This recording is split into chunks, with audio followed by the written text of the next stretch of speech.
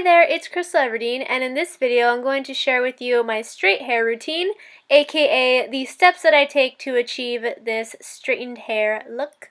Now I normally start off in a bun just because that's what I wear when I am lounging around the house, and I also feel that when it's in a bun for a long time it actually creates some volume. And after I release my hair from my bun, this is what it typically looks like. I have naturally wavy hair, but because my hair has grown so long, it kind of straightened itself out, so it's not as wavy as it once was, but you can still see the little kinks in it. So the first thing I do after I release my hair from my bun is brush it out. And when you brush your hair, you should definitely always start at the bottom and get rid of the knots at the bottom and then move up.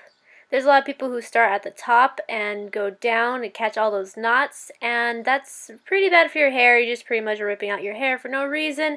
I mean, a lot of hair does fall off, at least for me when I brush it, but not as much as if I were to start at the top. So remember, start at the bottom, get rid of those knots at the bottom first, and then work your way up. That's the healthier way to brush your hair. And I know that people who have curly to wavy hair don't like brushing it because it makes your hair poofy, but this is essential to straightening it. You can't really straighten your hair if it has a bunch of knots. And see, my hair is kind of poofy right now, but we're going to take care of it once we start straightening it. So after I have finished brushing it and I can run my fingers through it with no knots, then I go ahead and grab some heat protectant spray, and this is the one that I get. I think I just get it at Target or Walmart. Silk Elements heat protectant spray, and it's really good. It makes your hair smell nice, and what I do is I just spray a few spritzes all throughout my hair and then evenly distribute it with my fingers. And after that, I grab my Colorful Seasons straightening iron from the brand Her Styler. And I've had this straightening iron for years now. I bought it at the mall at one of those kiosks. And I don't know if they actually make this model anymore, but all I do know is that the plates are ceramic and it goes up to 200 degrees Celsius, which I do max out when I'm straightening my hair. So when I am straightening my hair, I go ahead and split my hair down the middle and then decide what side I'm going to work with. And once I've decided what side I'm going to work with, I take about 2-inch pieces at a time to straighten. And I normally do it in one swoop for the strands at the front of my face. Unless I feel like there's a little bit of a kink, then I go back a second time until I feel it straightened, and then I move it over to the other side.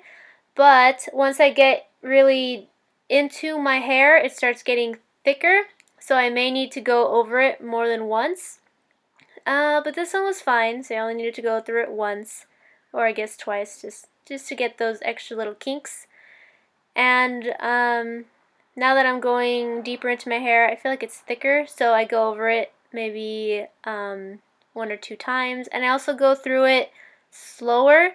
That way the heat can really affect the hair. But of course, you don't want to leave the straightening iron on too long because you don't want to burn through your hair, and that's absolutely terrifying. Especially when you have it at such a high level. I have it at the highest setting. So you gotta be careful. And I see how I went over the same spot a couple times is because I know that this part of my hair is thicker. I'm not sure why. I guess the inner parts of my hair are thicker than the ones that are in front of my face. But that's what I normally do once I get to the back over here. I feel that my hair is thicker and more stubborn. So I need to go over it more than once. So 1, 2, 3, 4, 5, and then down. Then back up again because I didn't feel like it straightened it. And then once I get lower and lower on my strand of hair, it's thinner and thinner because that's what happens when you have really long hair. It's thicker at the top because it's brand new hair that didn't break, and then once you get to the bottom it's thinner because a lot of your hair already fell off. But yeah, that's what I do. And then once I am done with that strand, I just move it over to the other side and then continue on with the same steps, just going through it. And then once I'm done, I take it to the other side.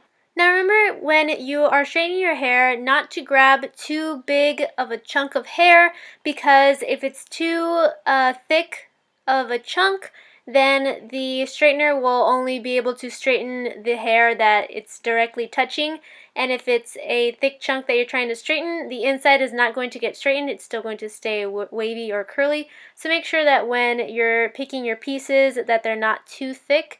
I would say about 2 inches, maybe even 1 inch, depending on how thick your hair is. Now I wanted to give you a side-by-side comparison of my non-straightened hair with my straightened hair. As you can tell, after I straightened my hair, all the frizz was gone, and it also has no more kinks to it, and it's nice and soft and shiny, whereas on my other side, it's still poofy from when I brushed it, and also has those little kinks to it, and frizz as well.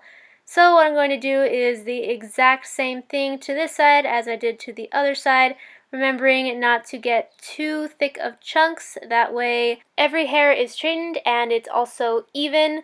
And once I am done with my very last strand here, I put my hair together on my back right here, brush it through with my fingers, and then I split it up again, and I'm actually going to add volume to my roots. And the way I do that is by grabbing some hairspray. I actually don't know the brand of this. I just put some hairspray in a bottle, and I don't really think it matters as long as it holds and it doesn't create flakes. I hate hairsprays that create flakes, so it makes it look like you have dandruff. But anyway, adding some hairspray, not directly to my hair, but actually to my hand. And once I spray my hand, I rub my fingers through my hair, also giving my hair a shake so it could poof it up a bit. If I wanted to have a slick look, then I would pat my hair down, but because I want more volume, I went ahead and shook my roots. And after I have done that, I'm pretty much done with my look. Now, although I have really long hair, it actually doesn't take me too much time to straighten it because I don't straighten it that often. Now, if you're interested in watching my How to Grow Long Hair Fast video, I will link that in the description box below.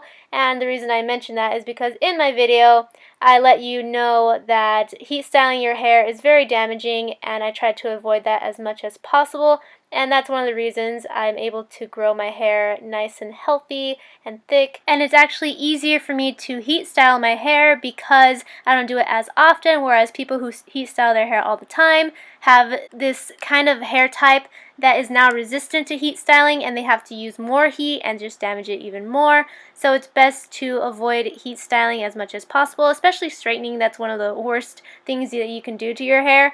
But anyway, you can go ahead and learn more about that in that video. I hope you found this video helpful and that you enjoyed it. If you did, please give it a thumbs up and also click that red subscribe button if you have not already, so I can see you next time. Bye!